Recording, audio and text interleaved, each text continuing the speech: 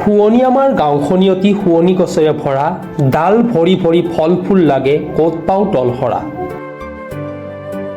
লমালমে লাগিছে দেশী বিদেশী বগৰী, মাকৈ, সৰিয়হ কিম্বা অন্যান্য শাক পাচলিৰে উভয় নদী দক্ষিণ কামৰূপৰ বৰতাৰী অঞ্চল।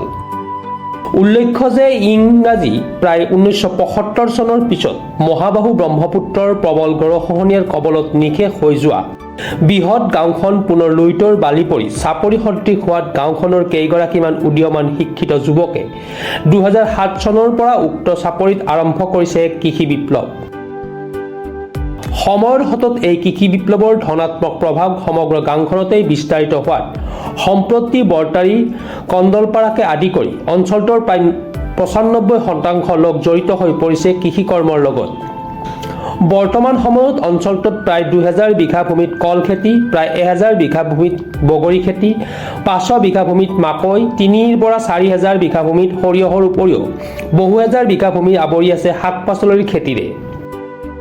দেওবাৰে অঞ্চলটোৰ কৃষকসকলে লুইতৰ পাৰত অনুষ্ঠিত কৰিলে তৃতীয় বাৰ্ষিক বৰলুইত কৃষক মহোৎসৱ।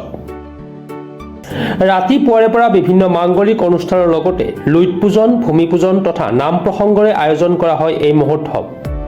আনহাতে অনুষ্ঠানটিৰ শেষত আয়োজন কৰা মুকলি সভাত মুখ্য অতিথি হিচাপে উপস্থিত থাকে ভাৰতীয় কিষাণ সংঘৰ অসম ৰাজ্যিকৰ মহামন্ত্ৰী কৃষ্ণকান্ত বৰা।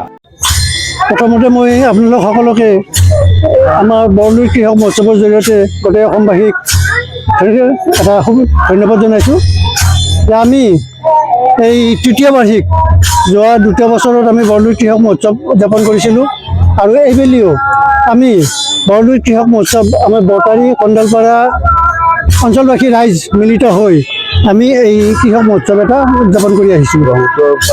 আমি এই অনুষ্ঠানটো উদযাপন কৰোঁ ব্ৰহ্মপুত্ৰৰ পাৰত। মানে এনেকুৱা হ'ল আমাৰ এটা সময়ত 1975 চনমানত আমাৰ এইবিলাক গাঁও আছিল আৰু সেই গাঁওবিলাক যেতিয়া নদী খহাই লৈ গ'ল, কালক্ৰমত এইবিলাক চাপৰি হ'ল আৰু আমি 2007 পৰা ইয়াতে কৃষি কাৰ্য কৰি আমাৰ এই অঞ্চলবাসী ৰাইজ চলি আহি আছে, ধুনীয়াকৈ সংস্থাপন এটা লৈ আছে। আমাৰ চাপৰিটো যেতিয়া ওলাল, হয়, চাপৰিটো যেতিয়া ওলাল আমাৰ নৈ কাষৰীয়া মানুহবিলাক ইয়াতে আমাৰ সংস্থাপন লৈ আছে।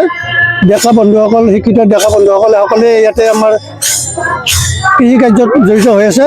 আৰু তেতিয়াৰ পৰা আমি যোৱা 3 বছৰত আমি ভাবিলোঁ যে আমি কৃষকখিনি এবাৰ মিলিত হওঁ আৰু আমাৰ এই মিলিত হোৱাৰ এটাই উদ্দেশ্য আছিল যে আমাৰ নদীখনক পাৰিলে গৰাখহনীয়াৰ পৰা প্ৰতিৰোধ কৰিব লাগে আৰু 2 নম্বৰতে আমাৰ এই অঞ্চলটো যাতে বাহিৰৰ মানুহৰ পৰা আহি কিছুমান মানুহ আহি ধৰক আমাৰ ইয়াতে পিকনিক খাব আহে, এটা এই আমাৰ কি কয় আপোনাৰ ভাল এটা পৰিৱেশ যাতে হয়, সেইটো এটা যাতে বাহিৰৰ মানুহৰ লগত আমাৰ তেতিয়া আমাৰ কমচে কম বিজনেছৰ খেতি আমাৰ নিশ্চয় হ'ব। আমাৰ মানে আমাৰ উৎপাদিত সামগ্ৰীখিনি আমি বিক্ৰী কৰাৰ এটা ব্যৱস্থা কৰিব পাৰিম বুলি আমি এটা আশা কৰি। কি কৰে আমাৰ ইয়াতে প্ৰধানকৈ মালভোগ খেতি হয়, তাৰপিছত আপেল বগৰী হয়, মাকৈ কৰিছোঁ যথেষ্ট, সৰিয়হ আমাৰ প্ৰায় 2-3 হাজাৰ বিঘা মাটিত আমাৰ সৰিয়হ খেতি হয় আৰু অন্যান্য শাক পাচলি চববিলাকে আমাৰ ইয়াতে কৰা হয়